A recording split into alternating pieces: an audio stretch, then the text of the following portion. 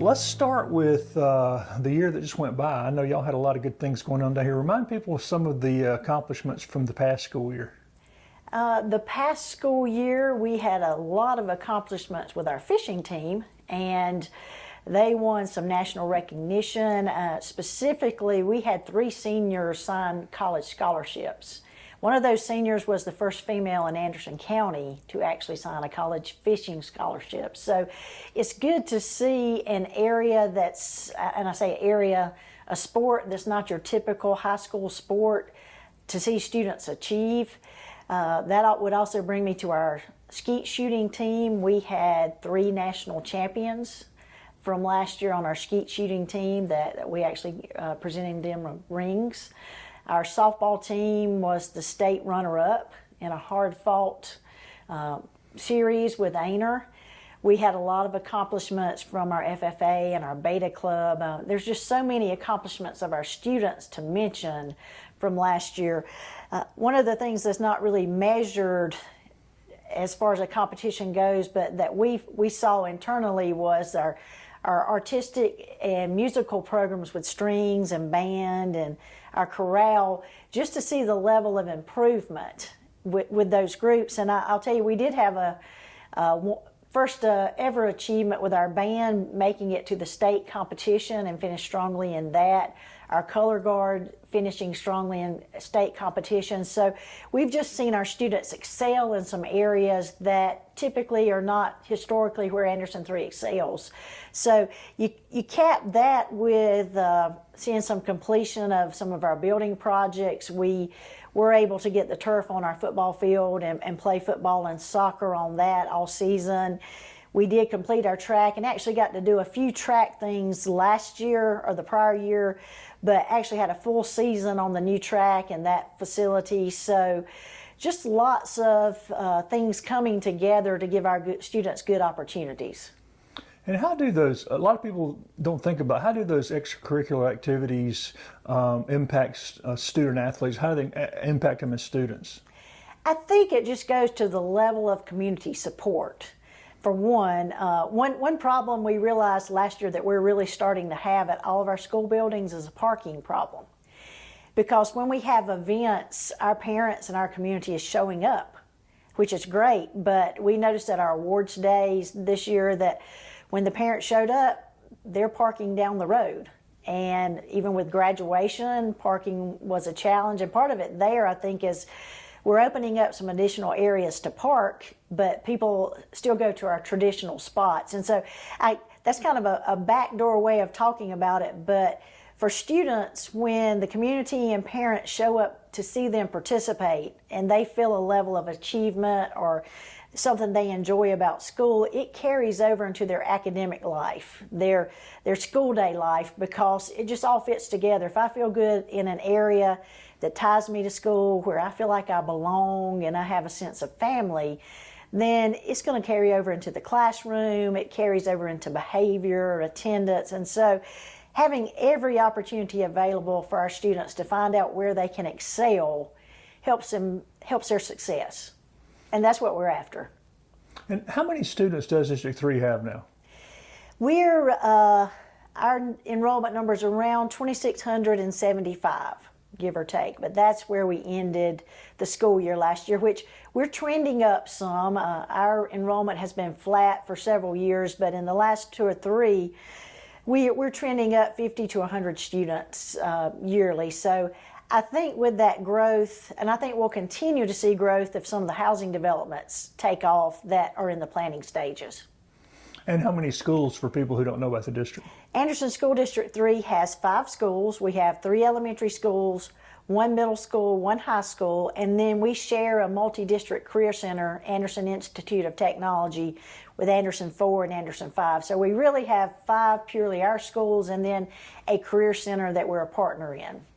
And I know you, as a partner in the Career Center, how important has that been for the district to have that Career Center, the Anderson Institute of Technology? The Career Center is that piece that gives students opportunities to truly look at a career pathway and follow that career pathway to the next level. And that's really what we're trying to do with students and high school graduates, is to give them a path that takes them to their next step. It may be career, it may be college. For most of them, it's some combination of college, career, military, but it gives them purpose for what they're doing. It gives them relevance. And when students can tie what they're doing in the classroom to their next steps in life, their interest level is better, their understanding is better, because you're really going from knowledge to application. What it specifically did for our students, it took them from only having opportunities in 5 career areas to having opportunities in 22. So just to expand their horizons to, this is what I like to do, and this is how I can take what I like to do or what I'm good at and let it lead me to a career that I enjoy. And how are y'all recovering? Are you still recovering from the pandemic, or are you pretty much recovered? How's that going? It will take us a long time to fully recover from the pandemic. If you look at an operations side, I think our day-to-day operations have basically gone back to normal. But if you look from the academic achievement side, we're still recovering from the learning gaps that COVID brought to our students. We're still recovering from the social, emotional fatigue for students and families. That's the harder recovery. That's where we're still seeing gaps. Attendance, it seems that after COVID that we're having difficulty getting some of our students and our parents back to the compulsory attendance. We're having to push harder to get kids in school, quite honestly, and that's, I think, a result of COVID and some of the closures and things we had to do creatively to keep schools open. And so I'll just take this opportunity to say to parents and students, attendance is important. It's still mandated, and we've got to get better with that. We need you here at school every day you can be here physically, because that's a day lost to closing that learning gap, and that's what we want to do for students. We found, and our test data is preliminary, and of course we can't talk about it and it's not finalized anyway, but I think we're doing a good job closing the ELA gap. That math gap has been harder to close, and we're making some strides, but just based on some initial data, we'll never be fully where we want to be, because we want to be every kid exceeds, and we know that's not going to happen. But we're not closing that gap as quickly as we'd like to. So we know the urgency there. And that goes back to why it's so important that students are here every day, because we've got to teach hard every day, teach standards every day, teach students where they are. And in order to do that, I need my students to be here and I need my teachers to be here. And that kind of plays into how are y'all going to adjust to losing the ESSER funding, extra funding from the feds to help bring students back up to? Well, we started in our budget process this year to look at what positions were in ESSER funds, how effective they were being utilized, and really what can we pull back into general fund even this year or planning for next year. And, because that's the problem with one-time funds. They're one-time, and so you've got to make sure you put them in buckets where that once they're gone, you still have a high level of service. And so fortunately, with especially the third round of ESSER, we could put that into some roofing projects and some HVAC projects that allowed us to take some funds we had set aside for those projects to maybe move those funds to keep some of the things we had purchased with ESSER. So I'm not going to tell you it's an easy adjustment, but the biggest adjustment we're having to make is we knew when we put, I think it was 16 positions in ESSER, that we were going to have to find a way to either put those positions in general fund or to absorb them by attrition. And we're in the process of doing that. I will tell you with those positions, we use those very strategically, especially the first year we had ESSER. We hired more extra teachers than we needed, but that also allowed us, when we had to put a teacher out because of quarantine or something with COVID, I had a certified teacher I could pull into that classroom. And so it helped me. The other place it helped us is we made our class size ratios. If you compare us county-wide, our ratios are great, but it allowed us to make those ratios even better. So I've got some class size ratios still in Anderson 3 that are much lower than they have to be or even need to be, but it's going to give me another year to hopefully have more one-on-one instruction, direct instruction for student needs. And so as we go into the years after ESSER, I still feel good about our class size ratios with less people. So I think we had a good strategic plan of utilizing the funds, but then knowing they're going away and we have to survive without them. Class size seems to be one of those indicators of success sometimes, and also for retaining teachers. Teachers like the smaller classes as well, right? Right, they do, and typically, you know, the research shows that you want your smaller class size in early elementary grades. That's where you're going to make the biggest gains. And we've always done that. Our board has made that a priority. But it just, think about teaching, you know, a large number of first graders with no aid. I don't use K-5 as my example because K-5 has an aid. So even though to say I've got 25 K-5 children, that sounds like a lot, but you have an extra set of hands in there too. But when you go to first and second grade and you've got 20 in a classroom, that's a lot. With, you know, that's the time we're really teaching reading and foundational math, and that's why we like to keep those classes more around 12 to 15 at the most, because that's a really manageable size for one teacher, and then we have other supports that can help with that. One place we've left a couple of extra ESSER teachers this year is in our middle school, to have some smaller class size in English and math, because if you look at the middle school data, which statewide middle school data, there's always a drop there. I think that's the group of students, they were later elementary when COVID happened, and lots goes on as you transition to middle school, as you know, developmentally.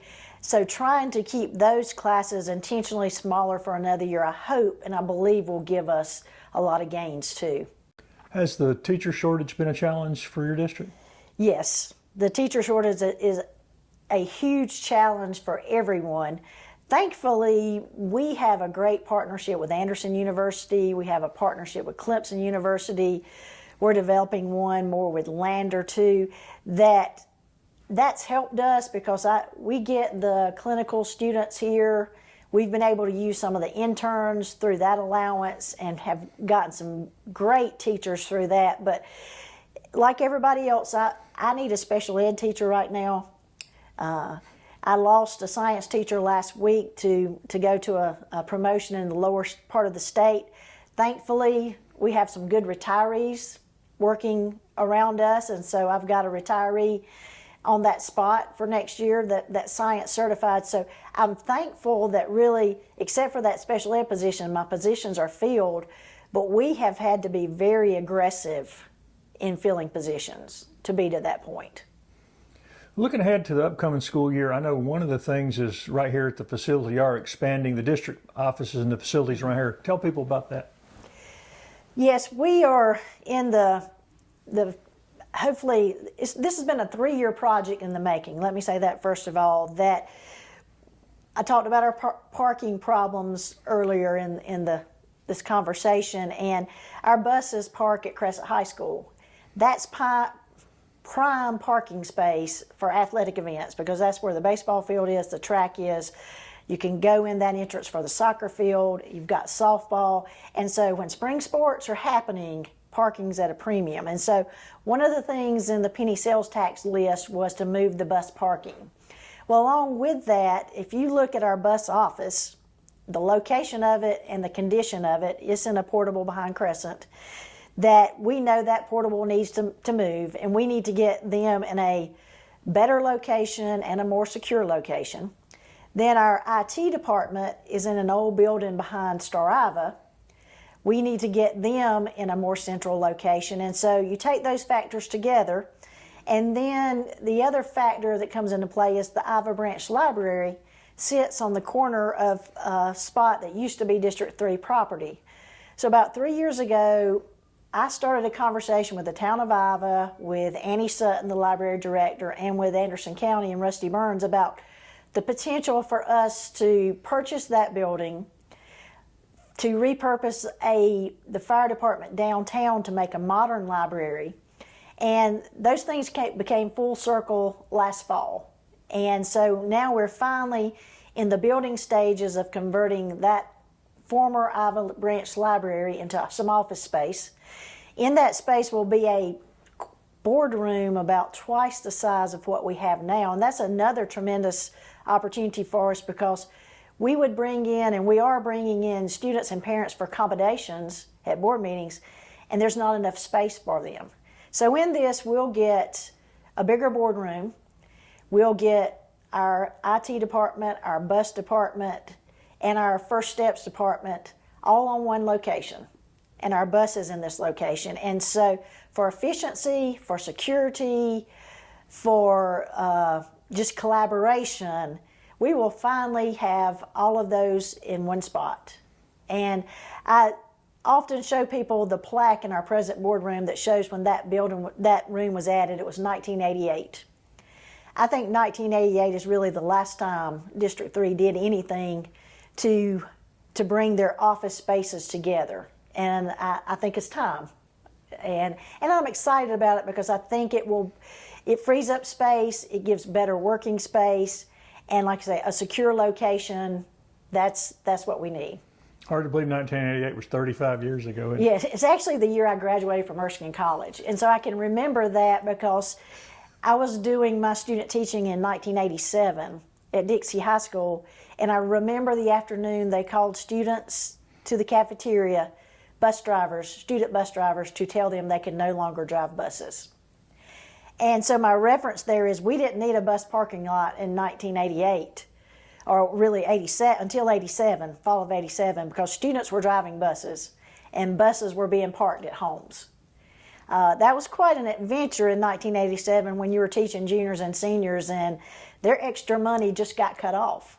And so, but that's why I can remember, and that's why I think that date stands out, because we did not have internet in 1988. We did not need a technology department to the extent we do now.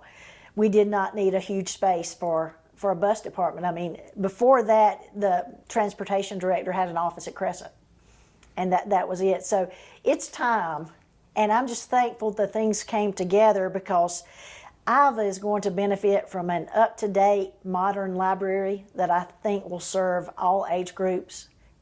It will be in a more central location for them downtown, so I think utilization will go up. I mean, it's just, things came together in a good way, and I'm excited for us, and I'm excited for the community. You mentioned security. Are you pleased where you are on your security measures for the schools? I am very pleased. This summer, we put in some additional fencing in some areas around our elementary school. I think that just enhanced the security as far as vehicles being able to drive around, and just some spaces where we felt like there may be a little more access than we wanted. We, of course, have an SRO in every building. We have updated our safety plans, and we're working, Anderson County now as a whole, to do some things security-wise together. So I think we've got great things in place. We've expanded our security cameras so that coverage, the blind spots in our district are not as blind anymore. I can sit at my desk and look at every camera in the district, and I do that occasionally just to monitor, you know, how does it look when our students change classes? How does it look outside our buildings at 10 o'clock on a random day? Just so that I have a picture in my mind of what our campuses look like. And so I think that goes into the security enhancements that we have. Well, school starts early this year. Is that a good thing? It's a good thing. It's has really packed this summer with the things that we're doing. Anytime you quote unquote lose about 2 weeks in your summer, it pushes everything. But I told somebody this morning, this time next year we'll be back to normal, quote unquote normal, with the amount of time we've had. We have a lot of things going on, and one big initiative in our district that I think is going to pay dividends instructionally is that we're starting the 2 years letters training, the science of reading that the State Department has really been pushing. And all of our elementary teachers, and then our 6th grade ELA teachers and some special education teachers, will do this in-depth science of reading training for the next 2 years. Well, what is that exactly? I mean, Well, just generally. LETTER stands for Language Essentials for Teachers of Reading and Spelling. But really, it's the whole, how do you teach reading? From the science, brain-based level. It's more than phonics, but a lot of people tie it to phonics, but it's really, how does that brain work? And how can we best teach students to read? And it's very intensive, and we're trying to put in every support we can for our teachers, but I feel like in 2 years, Anderson 3 will have the most solid foundation to teach students to read that they've ever had. I feel like our teachers will feel the best equipped that they've ever felt, because even reading teachers, unfortunately, do not get a good foundation of reading in their college experience. And I think one of Ellen Weaver's strategy she wants to use is to get more of that in higher ed. But until then, we've got to give that to our teachers in our districts. And so we're excited about it. We have teachers excited about it. They know it's going to be a lot of work, but the benefits to our students long term. And to, when you feel equipped to teach reading, that helps a teacher. So it will take some work, but I think on the payoff side, we'll be well down the road in 2 years of where we're at in our reading instructional program. And we know that students being able to read, that's the key to their success in education.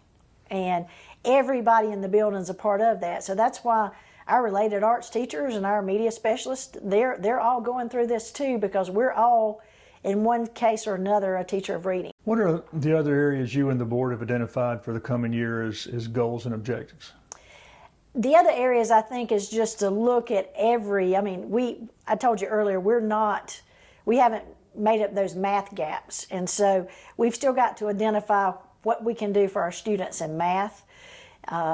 Instructionally, and still I'm talking about instructional goals here too. You look at our data, and this has been trend data for years. We have a lot of students who are in that approaching section, which means they're so close to met, but they're not met. And so really identifying what's keeping them from meeting that met level. Okay, what can we do differently with that child? We were looking at some of our AP scores, and in general, AP scores for Crescent we were happy with this year in most areas, but then there's a couple of areas where we saw a lot of 2s. And what can we do differently to get that 2 to a 3? And 3 is considered passing. So just looking at everything, and I think it goes from, in our mission statement, we have pride, purpose, and passion, but we always use that word premier. And premier really means best, really means number one. What else can we do to truly be premier in every area? Now, academically is one. The enhancements we're making to our facilities, that's another one. We talked about the district office spaces, but this summer, along with the fencing projects, we've used some ESSER funds to do some HVAC work to make our air quality better, because we do have older buildings. And so, again, we want the best environment for our students, and that's upgrading that. Last summer, we did some roofing projects, so really focusing on HVAC this year. Finishing the penny sales tax projects, which really is our football stadium and press box, getting that completed, and the goal is the August 25th first home game to have that ready to go. We'll push it because I think the bleachers come in the week before. But, just finishing those projects that we promised our community, looking at academics, and then just looking at how we can better communicate with everyone what we're doing. Sometimes I think certain community members will think, you're not trying to tell us your story. And I'm like, we're trying every way we can to tell you our story. Look at our Facebook page. Look at our website. It's the best it's ever been as far as what we're communicating to you about what's going on. There's nothing that we're trying to hide, because Anderson 3 has great things happening. And we want everybody to know it. It's a great place to work. And in my 7 years of being superintendent, when I first started, teachers would come teach for us and say, Anderson 3 is the best kept secret in Anderson County. And for 7 years, I've been saying to our staff, let's tell our secret. Let's tell everybody why we're the greatest place to teach and the greatest place to learn in Anderson County. And I love all the other Anderson County districts and superintendents. We all do great work, but I'm competitive. I want to be number one. And I think the other four would tell you the same thing. But that's what we're about, telling you the great things we're doing, telling you why your student can get a premier education here, telling our students why you're getting a premier education here. And the fact that you come from a high poverty district does not mean you're getting a high poverty education. You're getting a top quality invested education in Anderson 3. And that's what we're about. Talking about the accomplishments of last year, I guess I left out one that we're very proud of. We're ranked number 5 in the state of, I think there's 78 school districts now, and based on our testing data, the way it's been looked at for years, we're ranked number 5. 15 years ago, we were in the 30s. And so that's quite a movement. And that's saying to our families, we can do it. We've got things in place for your students. But yeah, we're still not happy with where we're at because we think we can do more. We think we can push further. And that's where we always should be. My goal is to always grow that child in the classroom, whether you're the highest achieving child or the lowest achieving child. From the beginning of the school year to the end, you should have grown academically. That's what we're about. You don't need to stay the same, and you definitely don't need to regress. So, and I think that's showing, and that's what we take pride in. And you mentioned communication. How is the app going? I mean, I know y'all launched that a couple of years ago. How is communication with parents and students using the app going? I think that's helped us grow tremendously in communicating with parents. I hear so many times how parents appreciate that, if something happens in one of our schools, they got a message about it. Power went out. They got a message about it. They kind of know our plans, whether we think it's going to be back on in an hour, so we're in good shape, or, we don't know, so stay tuned. So we may have to send your children home if we can't get it back on. And just occurrences like that before, there was no easy way to communicate it immediately. If you're going through our app and you're getting our notifications, we've let you know what's going on. And our parents appreciate that. It's an easy way to send out surveys and get survey information back. Our survey responses have improved drastically since we launched the app. So I think it's showing now. Dylan McCullough, our communications officer, could actually give you numbers because he tracks how many hits we have on Facebook, how many messages went out to how many homes, and the data says that it's something worth having. And I take a lot of pride in being I think we were the first district in the state to launch an app. And since we came on board with App2G and ThrillShare, there's probably 10 districts in the state using what we're using for their website platform and for their apps. And so, once again, we want to be first. We were premier in starting something, and other people have found quality in it. How can the parents help you and your teachers do y'all's job this year? I think the best way parents can help me and our teachers is really, if you have a question about something, take it to the source. Okay, if you've got a question about something in your child's classroom, contact your child's teacher.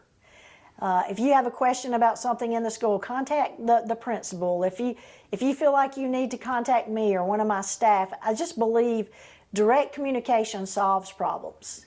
And so often people react to incorrect communications or things they think are facts, but are not really the facts when you look to it. So if we can just talk directly about whatever's on your mind, good, bad, or indifferent, I think that's really where we get at the heart of just moving forward together. Because if we've made a mistake, I'll own the mistake and we'll try to correct it, because I can tell you what we're trying to do here is what's best for children.